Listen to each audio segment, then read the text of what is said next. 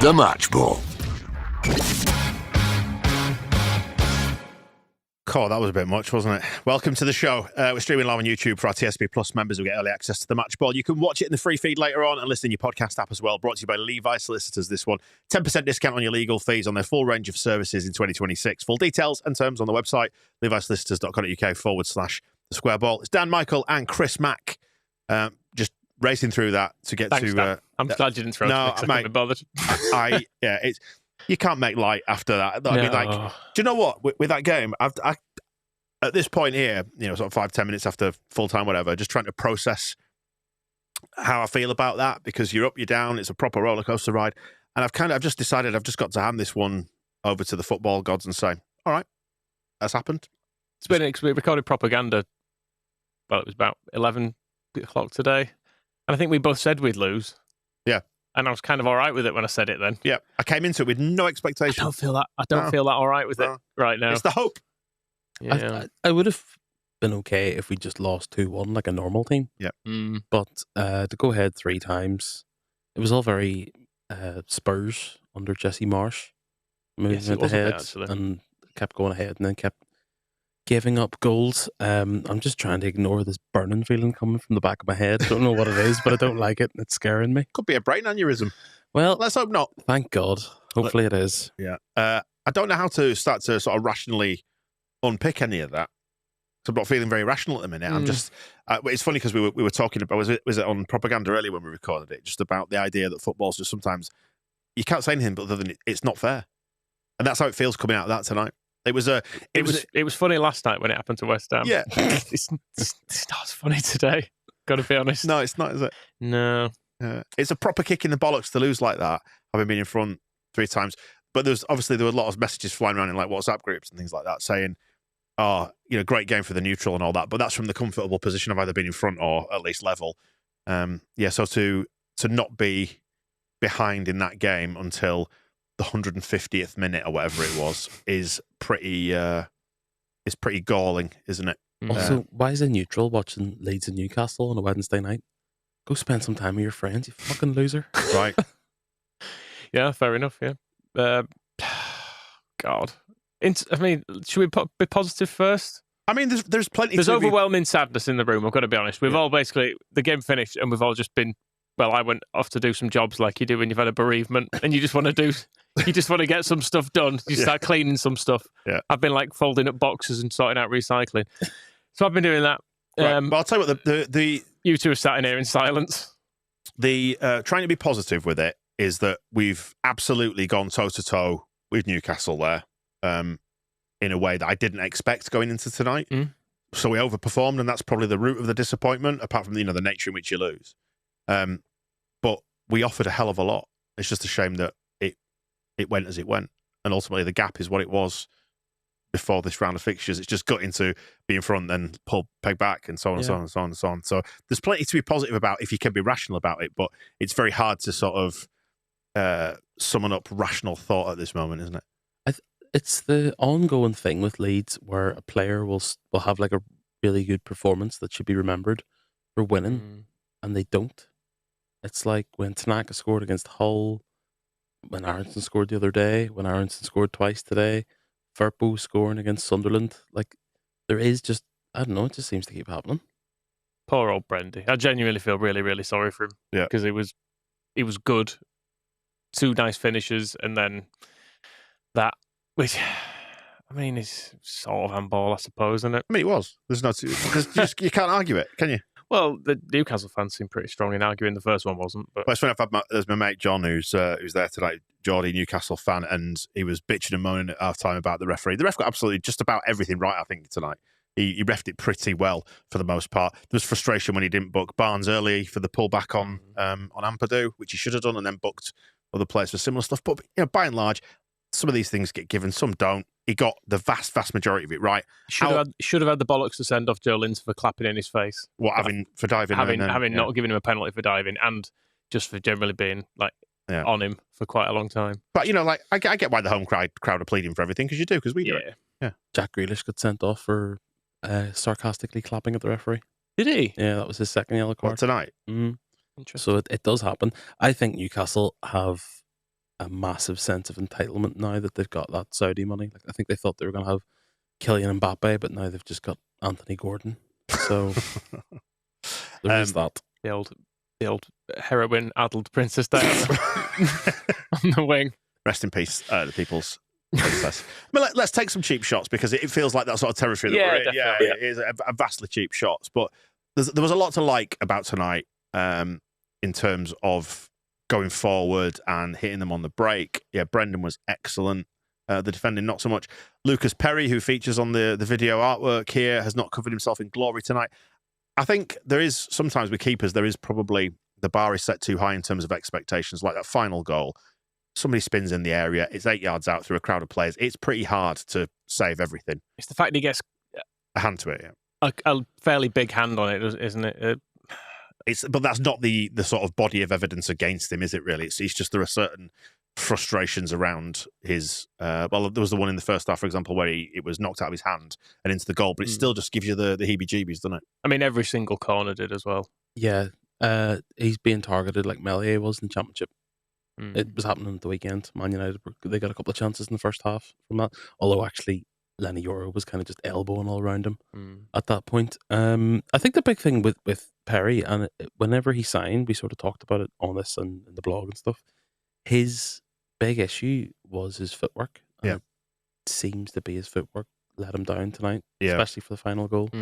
Yeah. It can be a bit concrete boots, can't he, sometimes? Yeah. But he's a big lad, isn't he? That's the thing. Yeah. But so were a lot of goalkeepers. Yeah. Leeds United become only the second team in Premier League history to lead a game 3 times and lose. The first time was also us back at Spurs in November 2022. Wait. So there you go.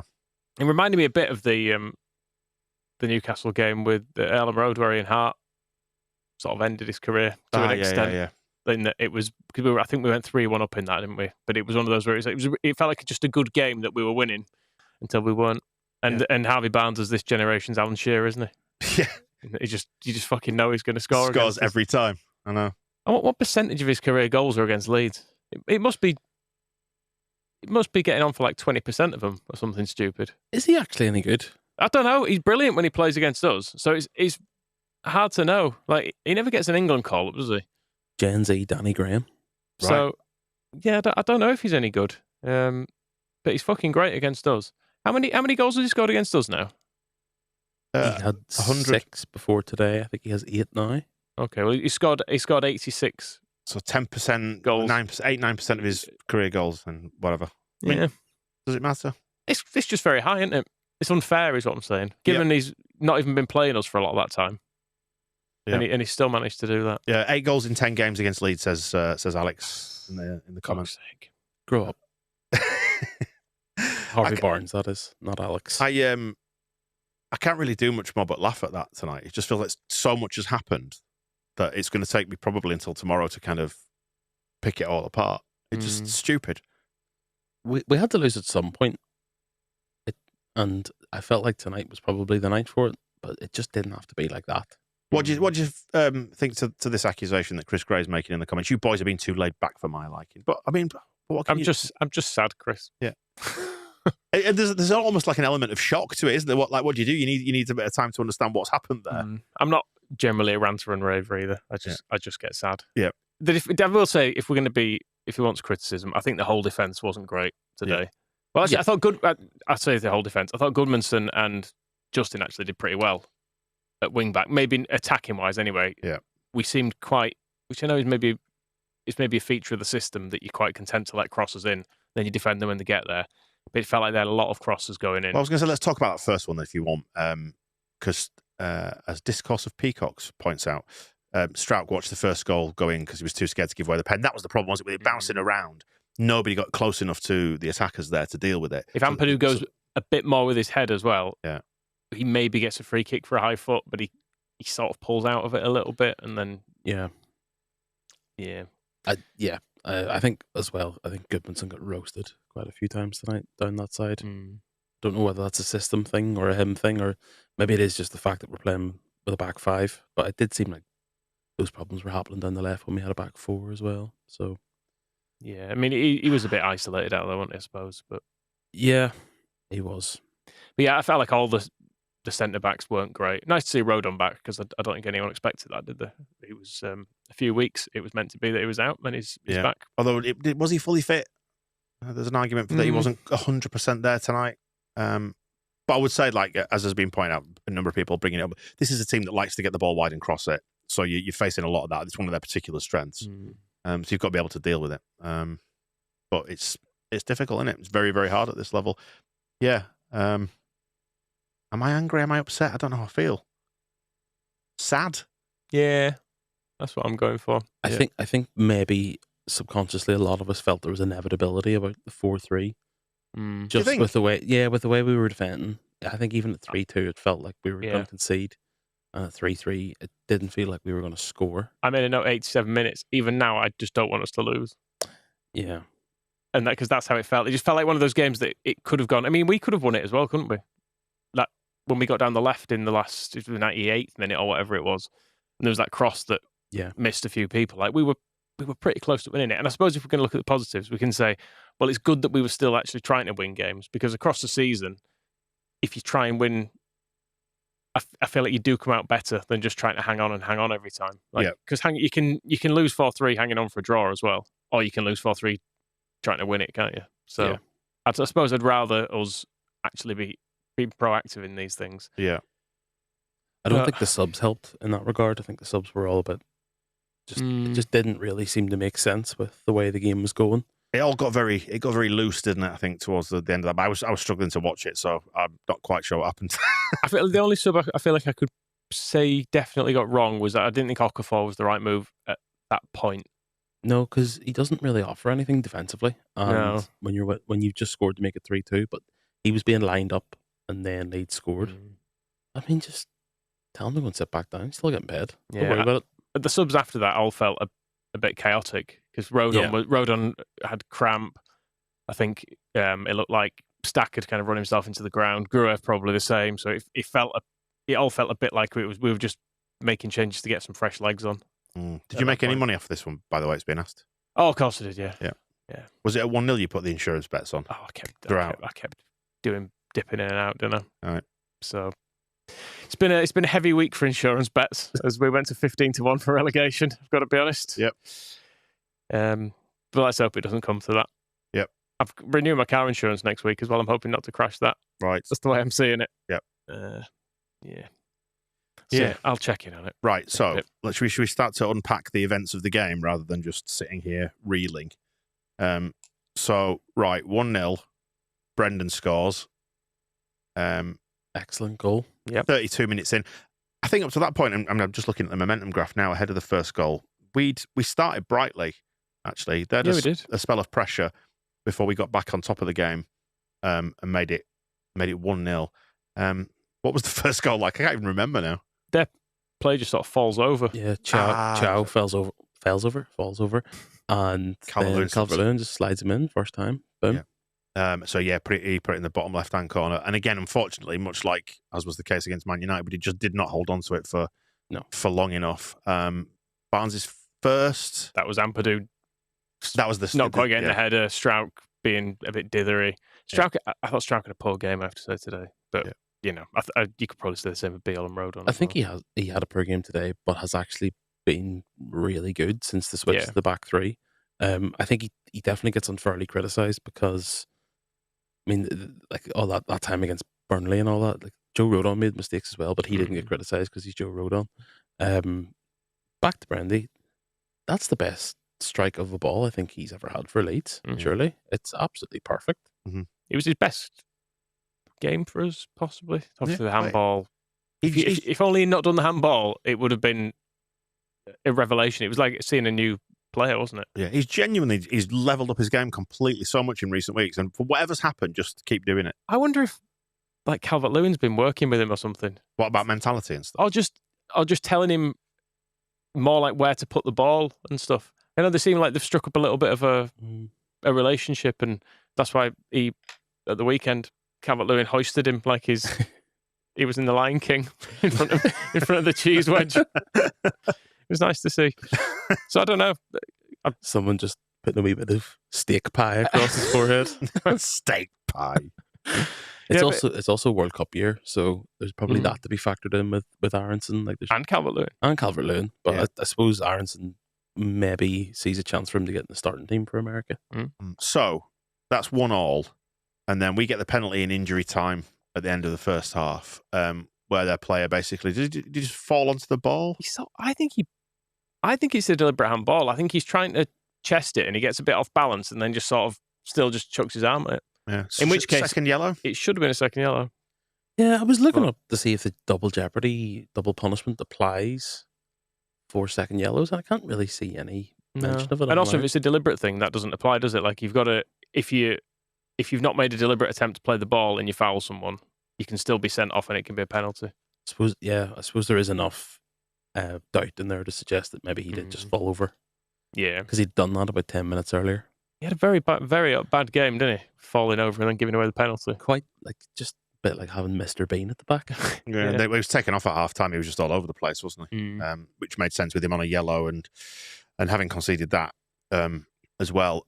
Just before half time, in the extended injury time at the end of the first half, that's when Joe Linton goes looking for a penalty and gets booked for diving and sarcastically applauding in the ref's face. So you could argue, if you really wanted to, that there were two separate offences in there, but and he should have already been booked before that. That's true. Actually. I can't really remember why. Calvert-Lewin, I think it was Calvert-Lewin jumped, and when he made it back for him, he just basically walked underneath him, so he'd fall. Yeah, and then, was it Ampadu? I can't remember. It was Ampadu, and then he started giving off the referee about that, and then he was going mad about the penalty. He was kind of like trying to get into the box, and Ampadu was pushing him away. Just shut up. Do you know what I mean? Like, just you're not making a positive impact. Yeah, and there's no way that was a penalty. There was just basically zero contact. He's looking for it because the penalty. There was the most minute bit of contact that he had engineered himself. Yeah. So just threw himself to the floor. But again, the home crowd didn't like it, but it was a perfectly good decision. Yeah, completely. So that was it then 2-1 at half time? Are we going in? Yeah. Right. So then they get it back to 2-2. That's 54. That is Joe Linton who scores the header. The little flicked ball. Yeah. Good header. Which is a great cross and a great header. What can you do about that? Yeah. Apart from defend it. Could have defended it. And did it all... This is blaming someone for something that happened way before as well, like a minute before. But is that the one where Grove had it in the corner at the opposite end of the pitch and then sort of just let it go out for a throw-in? Yeah. He tried to step over and his controller died. Yeah. Yeah. Also, Rodon kind of plays him on side there, does he? Or no? Well, I think he just should be challenging to win the ball. Yeah. And he doesn't. Yeah, it's just one of those very, very fine margins, isn't it? Beale leaves him as well. I think that was the second goal. Yeah, that's frustrating to concede. But again, there's only so much you can do. If you don't defend it, then it's going to go in, isn't it, at some point? So then it's 10 minutes from the end, or the nominal end anyway, that Aronson goes through. And again, that's on the break, where Newcastle just failed to deal with it. Another good finish from Aronson. It was a really open game, wasn't it? Yeah. The amount of chances that we didn't put away as well, and the Newcastle didn't.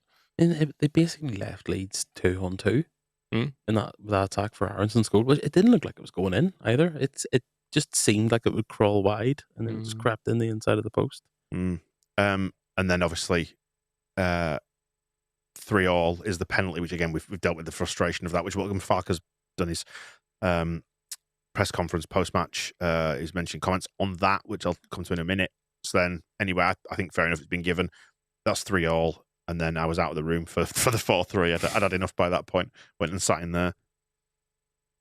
Just a goalmouth scramble. Yeah, it came out. It started with a throw, and then it came out to the edge of the box, I think, and corner, then a throw, then it swung in, and it just sort of bobbles about. And yeah, the XG on it is 0.08, and the XGOT is 0.18. So in other words, 82% of the time it should be saved. That's actually on a similar-ish number. The XG Philosophy Twitter account has just said a goalkeeper would be expected to save it 83% of the time they've gone for, but close enough to not matter. My first instinct was he should have saved it. Yeah, he should have. They had just looking across the game. They had, if you're into these things, they had more XG, but we had 3 big chances there too. So I guess theirs is compiled of multiple scrappy bits off corners, I suppose. Their XG is probably also augmented by the penalty. Well, yeah, as is ours. Heavily. Oh, yeah. Yep, I completely forgot about that. Yeah, but it's good thing we're not live. Yeah, 2.72 to 2.05.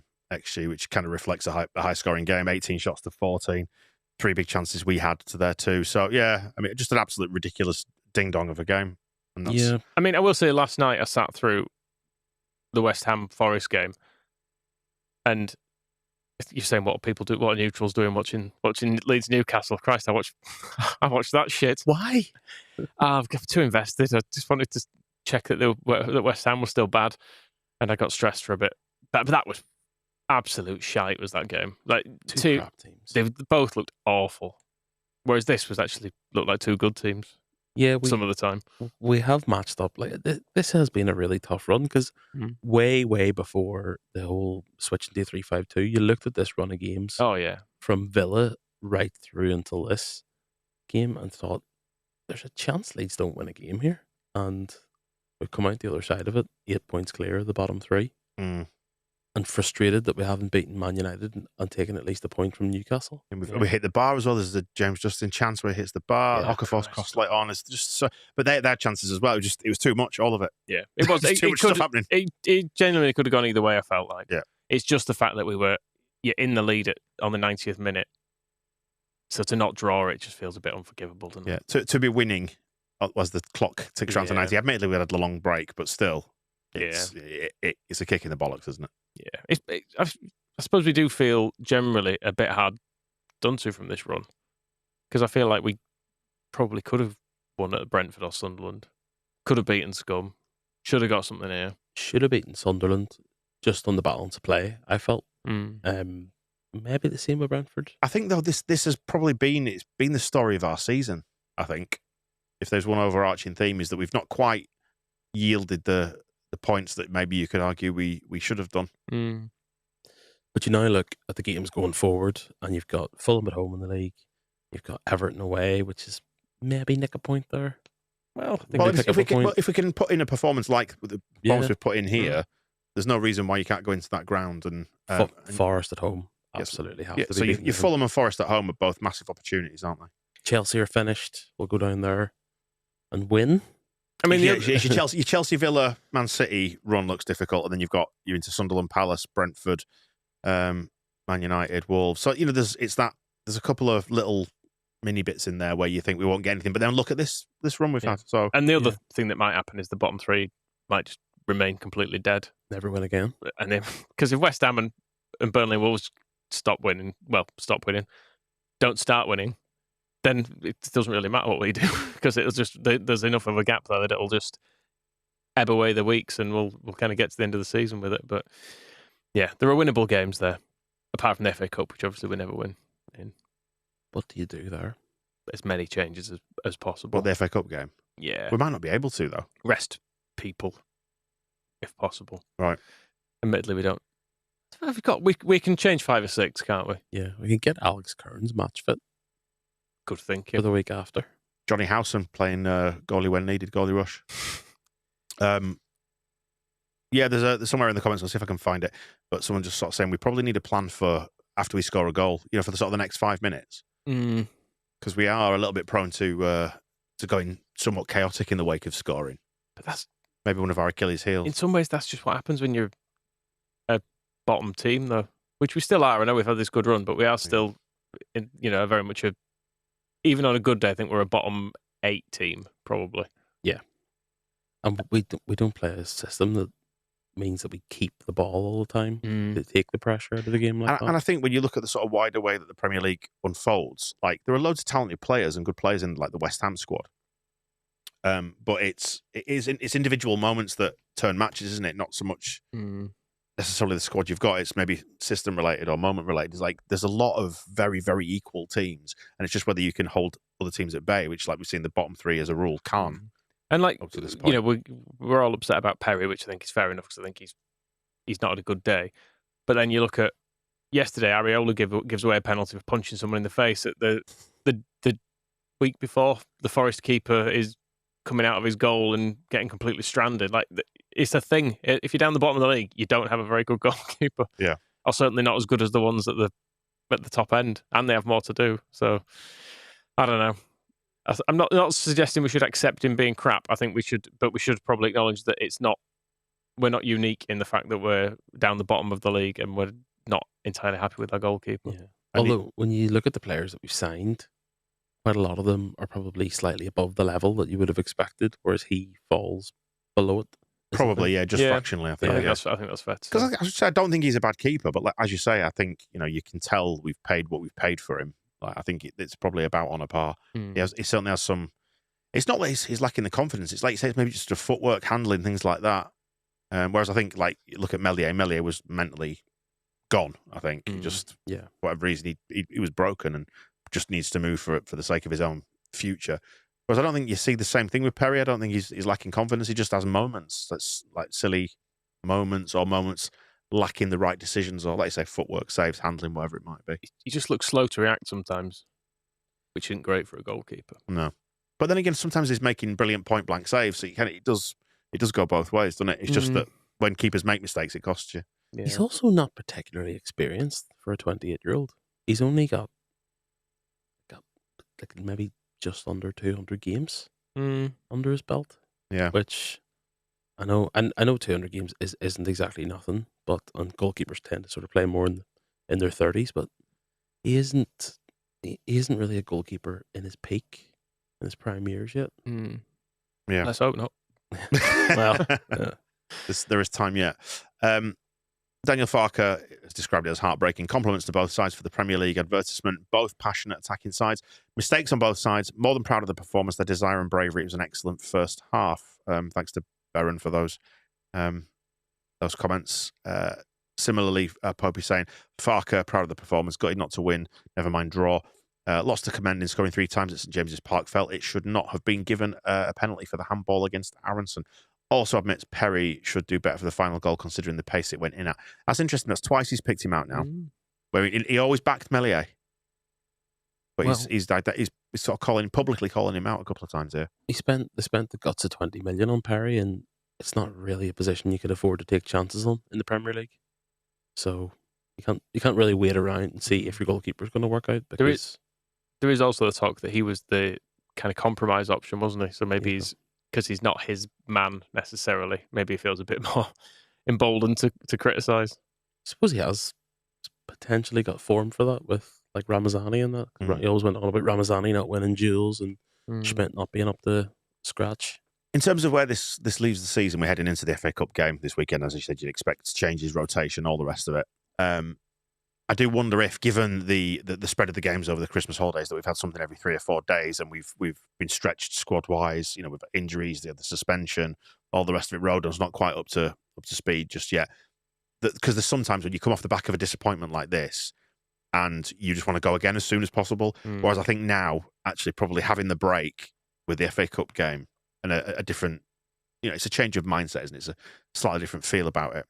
That it's nice to have a little buffer through to the Fulham game where they will come back to that one hopefully slightly refreshed, and having maybe just got this one out of their system a little bit rather than playing again in another 3 days in another Premier League game. Yeah, this is the busiest period of the season, isn't it? Yeah. So had like 3 midweek games in 5 weeks. I think we've only got 2 between now and the end of the season, not including potential cup reschedules. And maybe that's the time when for example, if you've got a massive squad which is full of high quality, you can afford to rotate more, whereas over this spell you can't if you're us.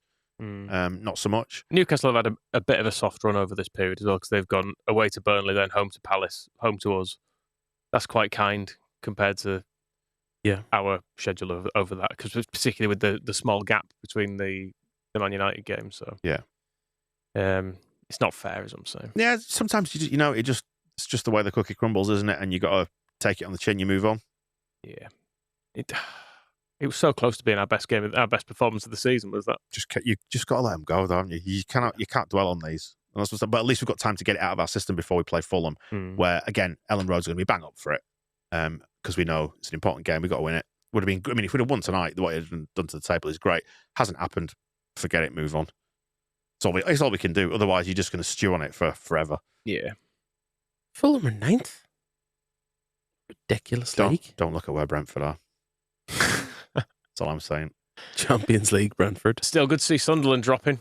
Yep, told you. Finnish club. I mean, that's another bonus for Newcastle tonight, isn't it? They've put 4 places in the league between them and the Mackhams. That missed Panenka. By the way, is going to trigger a massive downfall. If you haven't seen that yet, by the way, that's if you want a small, tiny crumb of comfort tonight to at least distract you from your disappointment. At 1-0 down at Brentford, Lefay tries a Panenka, doesn't he? And the keeper just stands there and catches it. It's glorious. And then they lose 3-0. Stands absolutely still. He must know or must think he's got a Panenka this year. Yeah, because he doesn't even shift to one side, does he? He stands completely still, just catches it. So that was fun. Nice. It's probably not enough to cheer me up. No, if I'm honest. So you just forget about it. Yeah, just forget about it. Shit happens, and then you die. Although I did laugh earlier, dig this one out on my saved folder. It's a tweet from 2016 that's doing the rounds every now and then. Well, only the footy in it. At least one day we'll all definitely die. Lovely, lovely, warm, sweet day. Bloody stupid game. But you know what? There's been enough to like recently that I think it's certainly softened the blow of that. If we were 18th and 3 points would have taken us out of the bottom 3, and then losing it leave you in the bottom 3 would have elevated the disappointment even higher, I think. So, yeah, you can view it differently when you're safe-ish, can't you? Oof, safe. That is a big word. Well, we're certainly not safe, are we? No. Safer than some. We're safer than some, yeah.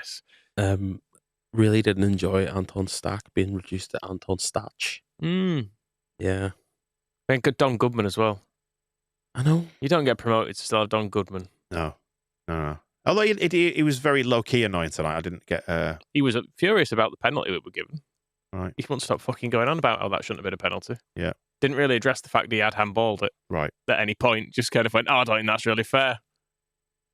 So is he sort of doing in commentary what we're doing here, which is it's not fair? Yeah, but he's a neutral. I'm allowed to be thinking it's not fair. I know it's fair, really. Like I know the fact that our keeper's not saved that last-minute shot. It is fair because it's just part of the game, isn't it? Yep. These things happen. Yeah. But, hey, well, I want to turn to the comments here of Dodo19923 on the YouTube stream saying that a loss was coming at some point. At least it wasn't a mauling that absolutely kills momentum and confidence. That's the crucial thing. Like say, you don't come out of that one. You can be disappointed and you want to channel that into the next game, but you don't come out of it thinking this is terminal. We are in deep bother. Like you look at like West Ham's loss last night to Forest, the way that feels compared to this. The fact the team's been able to score a load of goals against us in our new shape, is that a bit concerning? Because that's not happened yet. How many of those goals, especially in the last couple of games, have been to do with the system rather than individual errors? But as individual errors causing the system, I don't know. It does, like, you can't really legislate for what Perry did at the weekend, coming out and then not really committing to it. First goal today is kind of just a lot of like not really committing to trying to clear it or taking that risk. Second goal, what can you really do about that? Third one was the penalty. That's a mistake. You talk, they're all fine then. No, I'm saying like it's not like we're getting ripped open every single time, or the system's being exploited in any real way. It's just been quite a few individual errors, which probably happens when you're tired as well. Yeah. So, Joshua's comments, by the way, I'm not here for sensible takes, which is absolutely fair, but it's all I've got right now. I've got another one as well. Go on. For as much as we were shitting ourselves on every corner and they were all dangerous, the stats we're popping up on screen say that Newcastle are like the best in the league from set pieces.